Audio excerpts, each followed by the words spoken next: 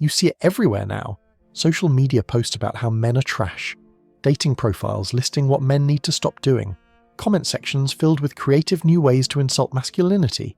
And most men think this is real hatred, genuine emotion, deep-seated anger. But here's what you're not understanding. Most of this hatred isn't even about you. It's not personal, it's not emotional, it's performance art. Let me explain what's really happening when you encounter this apparent hostility, because once you see the game, you can't unsee it. The biggest misreading men make is assuming female hostility comes from actual feeling. You think when someone posts, "men are garbage," they're sitting there fuming with rage. But watch closely. 5 minutes later, they're swiping right on dating apps. They're not angry, they're performing. It's like watching someone play a character in a movie and thinking that's who they really are. I had a client show me his ex's social media, post after post about toxic masculinity, male privilege, how men are emotionally stunted. He was devastated, thinking she genuinely hated him.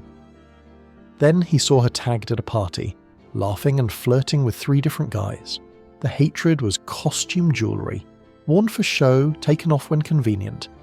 This hostility as entertainment phenomenon is everywhere. Some people discovered that provocative statements about men get massive engagement. More likes, more comments, more shares. It's not activism, it's algorithms. They're not expressing genuine hatred. They're playing a game where outrage equals attention, and attention equals validation. Think about it like professional wrestling. The wrestlers aren't really enemies. They're performers putting on a show for an audience. The anger is choreographed. The insults are scripted. And you, the confused man taking it personally, are like someone jumping into the ring thinking it's a real fight. The behaviour driven by social feedback is purely mechanical. Someone posts something mildly critical of men, gets 50 likes. Next time, they go harder, get 200 likes. By the 3rd post, they're writing manifestos about male obsolescence and getting thousands of reactions. They're not getting angrier. They're following the dopamine breadcrumbs. This imitation of popular attitudes becomes survival strategy in certain social circles. If everyone around you is bonding over complaints about men, you either join in or become an outsider. It's not conviction, it's conformity. Like laughing at a joke you don't understand because everyone else is laughing. I counsel women who privately admit they don't actually believe half of what they post about men, but their friend group expects it. Their online community rewards it. Their identity now depends on it. They're trapped in a performance they can't stop without losing their social standing. The approval through superiority dynamic is intoxicating for people who feel powerless elsewhere.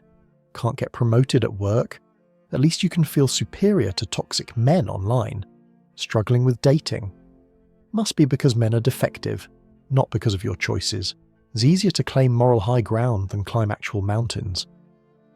This intellectual posturing disguises insecurity as insight, using academic language about patriarchal structures and hegemonic masculinity makes basic frustration sound profound. But strip away the vocabulary and it's often just, "I'm upset things aren't going my way." The complexity is camouflage for simplicity. The cruelty as social badge phenomenon is particularly toxic.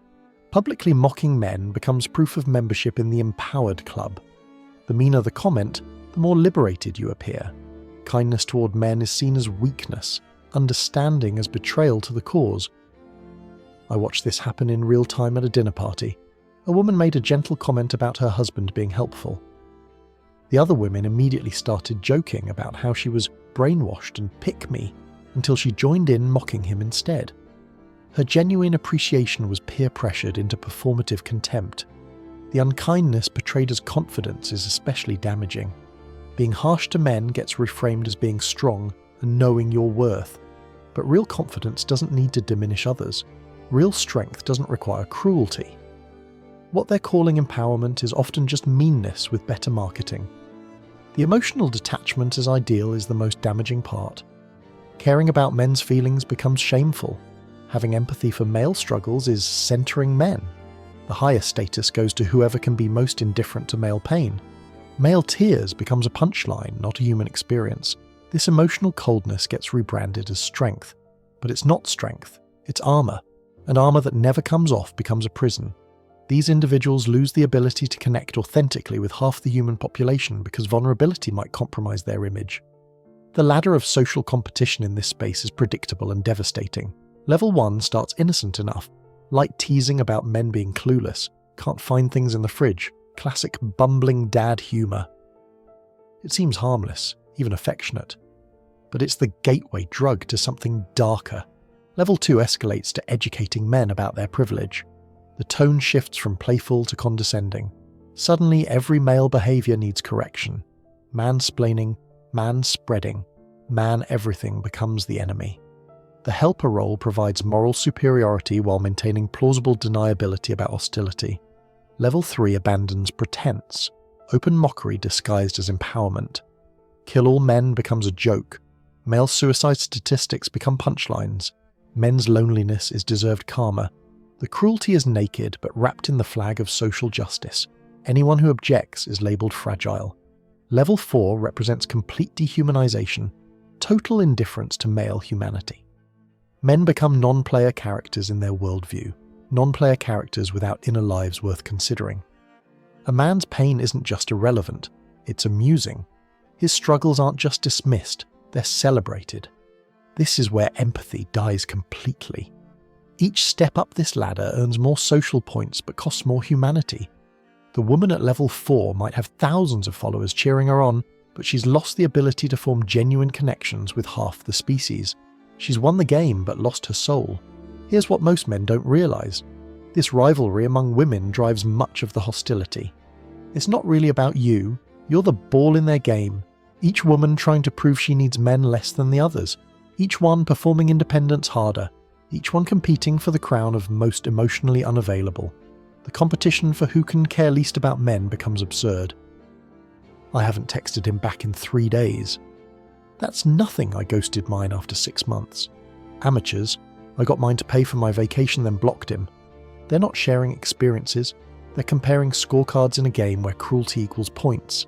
This competition for emotional detachment creates a race to the bottom. Who can be coldest? Who can care least? Who can cause most damage while remaining unaffected? It's like watching people compete for who can be the most broken while calling it wholeness. The erosion of emotional identity is tragic to watch.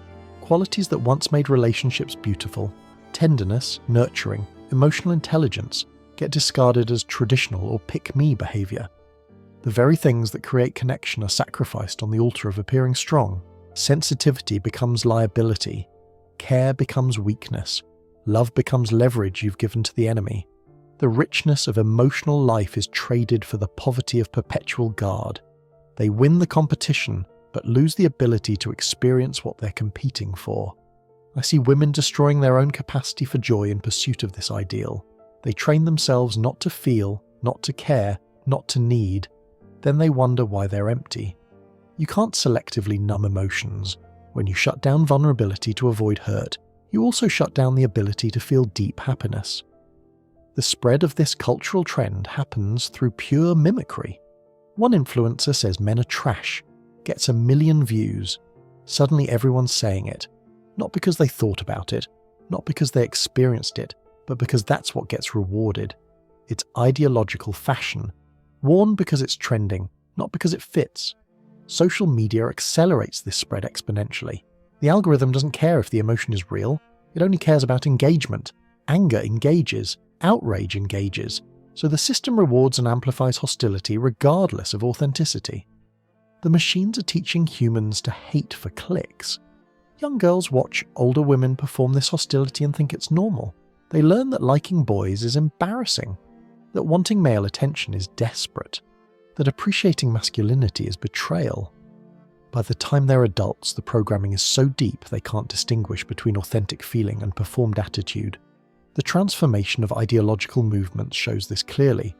What started as legitimate grievances about inequality morphed into competition for who can be most victimized. The original goals of fairness got lost in the performance of superiority. Real issues became props in a status game. Movements that began seeking justice now seek applause. Instead of solving problems, they create content. Instead of building bridges, they build brands. The cause becomes secondary to the performance of the cause, and men, taking it seriously, engage with theatre as if it's reality. The moral goals fade completely, replaced by social positioning. It's no longer about creating a better world, it's about being seen as someone who wants a better world. The appearance of virtue becomes more valuable than actual virtue. The performance of caring matters more than genuine care. For men, emotional disengagement becomes necessary protection. Once you understand it's performance, not personal, you stop taking the bait. That post about men being useless?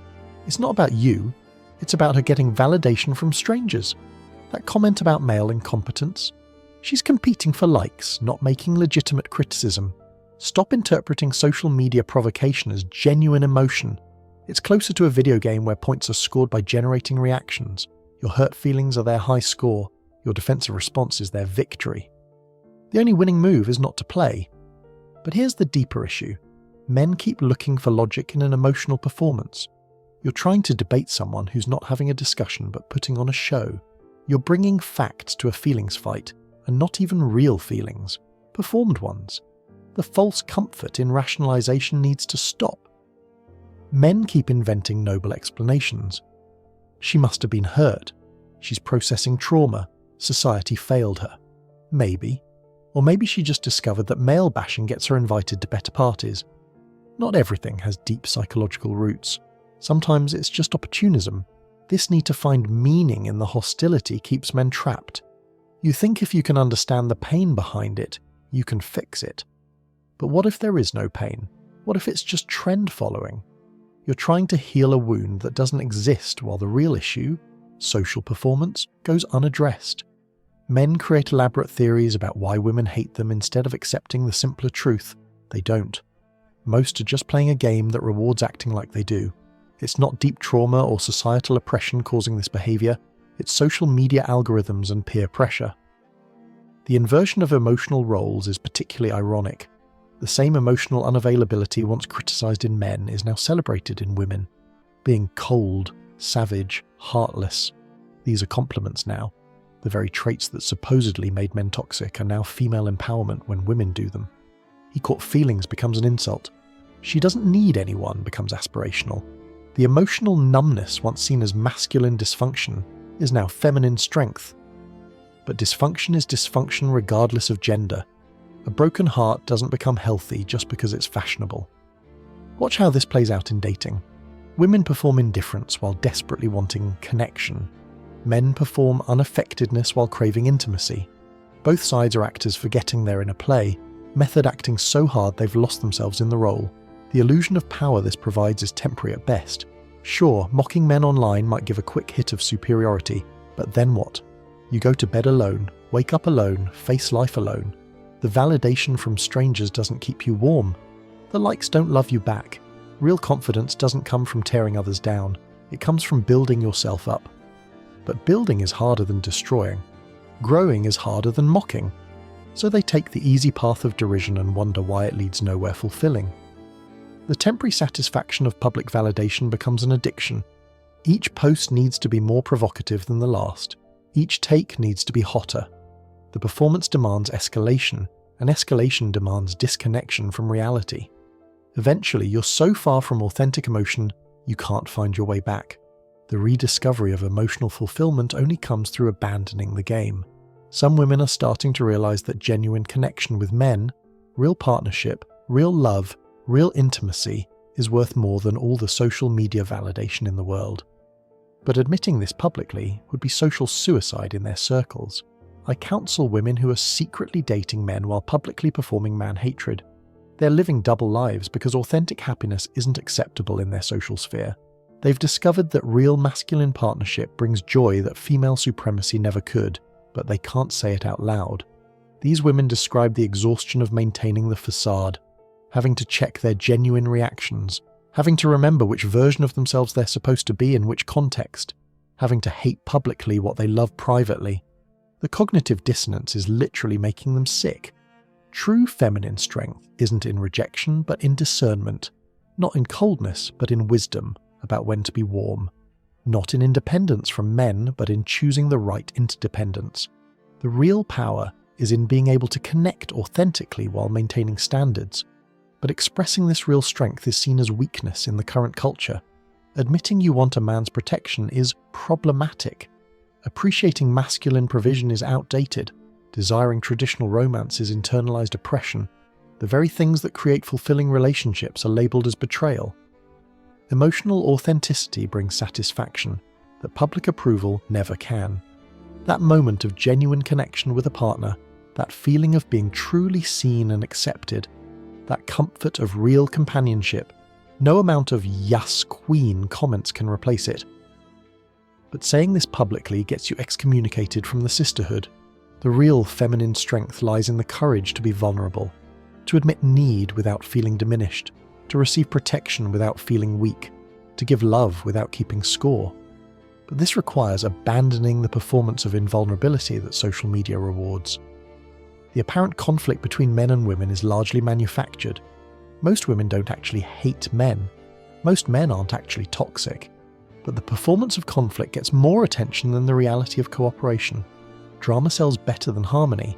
Outrage spreads faster than understanding. Think about your real-life interactions versus online discourse. In person, most men and women get along fine. We work together, laugh together, build together. But online, it's gender warfare 24/7. Why? Because conflict is content, and content is currency. The algorithms are designed to amplify division. A post about loving your husband gets 50 likes. A post about hating all men gets. The machine learns what you respond to and feeds you more of it. Soon, your entire feed is gender war content, making conflict seem universal when it's actually marginal. Recognizing this illusion allows both sides to disengage. Men stop taking performative hostility personally. Women stop feeling pressured to perform it. The exhausting theatre of gender hatred can finally close. But this requires admitting we've all been played by algorithms designed to profit from division. The central reflection is this: the apparent conflict is staged rather than genuine. Real men and women away from screens still mostly like each other, still fall in love, still build families, still create beautiful things together. The online gender war is a performance that most people are tired of watching and exhausted from performing. Meaningful relationships depend on seeing past the performance to the person. That woman posting about male tears might be desperately lonely. That feminist thundering about patriarchy might be hoping someone sees through her armour. The hostility is often a test. Will you take the bait or see the human? The test is actually pretty simple. When someone performs hostility, respond with calm authenticity. Don't argue with the performance. Don't defend against theatrical attacks. Just be genuinely, unapologetically yourself. The contrast between your authenticity and their performance often breaks the spell. Here's what men need to understand. When you encounter female hatred, ask yourself, is this genuine emotion or social positioning? Is she actually angry or just collecting validation? Is this personal or performance? 9 times out of 10, it's not about you at all. The women who genuinely hate men are actually quite rare. The ones performing hatred for social points are everywhere. Learn to distinguish between them. The performers can often be reached once the audience leaves. The genuine haters are best avoided entirely. Some women are waking up to the cost of this performance. They're realizing that being crowned queen of man-hating is ruling over a kingdom of loneliness. That winning the competition for who needs men least means losing the chance for genuine partnership. The awakening usually happens in private first. A woman realizes she's been performing emotion she doesn't feel, fighting battles she doesn't believe in, destroying possibilities for connection in exchange for digital applause that means nothing. The recognition is painful but necessary. I see it in therapy constantly. Women exhausted from maintaining the facade, tired of pretending they don't want companionship, worn out from performing strength they don't feel, desperate to admit they actually like men but terrified of the social consequences. The social consequences are real though. Women who publicly appreciate men get attacked viciously, called pick mess, tardive, betrayers. Their own gender polices them harder than men ever could. The pressure to conform to hostility is immense. This creates a vicious cycle. Women perform hostility to avoid social punishment. This drives away quality men. The absence of quality men is then used as evidence that men are trash, which justifies more hostility. Round and round it goes, leaving everyone lonelier. The young generation is especially trapped. They've never known a world where liking men wasn't slightly shameful, where appreciating masculinity wasn't problematic, where wanting traditional romance wasn't outdated. They're performing roles they never chose in a play they didn't write, But here's the hope. Performance can only last so long before exhaustion sets in. Reality always wins eventually.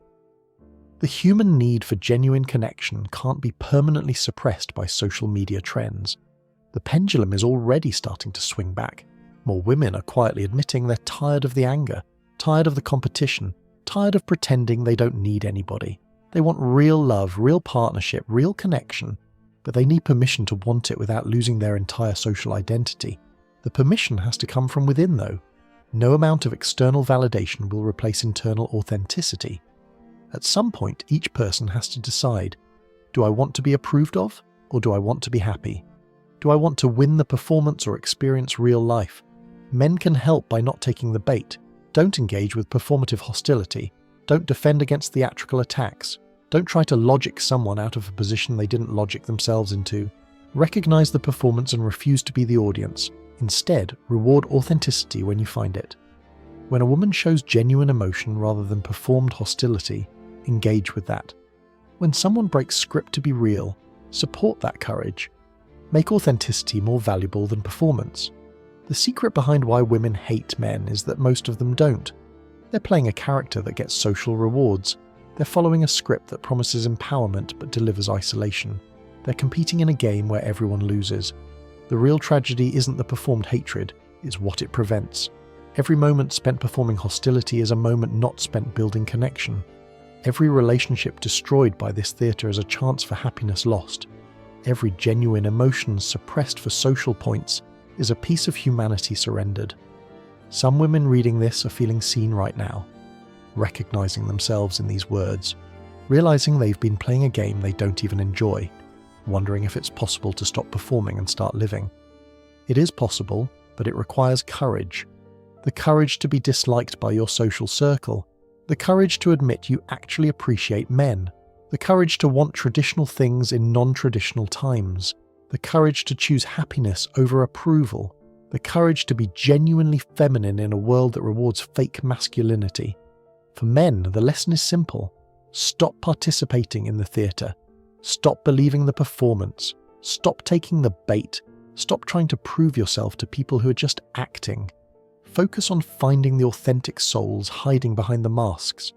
The gender war is largely imaginary, sustained by people who profit from division. Social media companies, influence seekers, attention merchants. Real men and women, away from screens, still fall in love, still build families, still create beautiful things together. That's reality. Everything else is noise. The women who genuinely hate you aren't worth your time. The women who are performing hatred are playing a game you don't need to join. The women who see through the nonsense and want real connection, those are the ones worth finding. They exist, but they're often hiding, afraid to break character. Look for the signs of authenticity.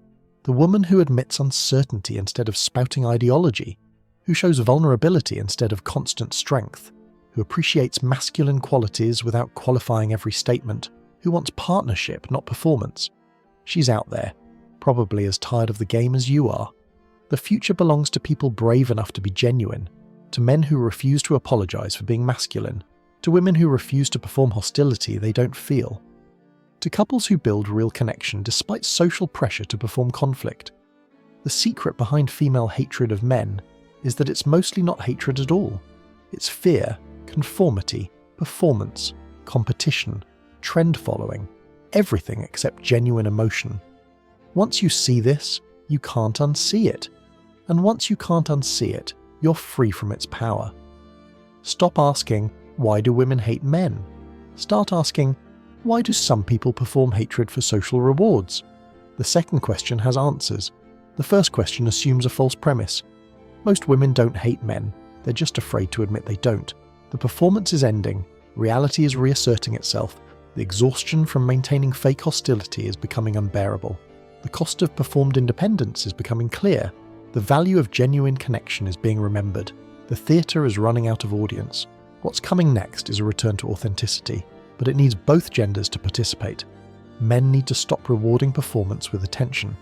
Women need to stop performing for validation. Both need to risk being real in a world that rewards being fake.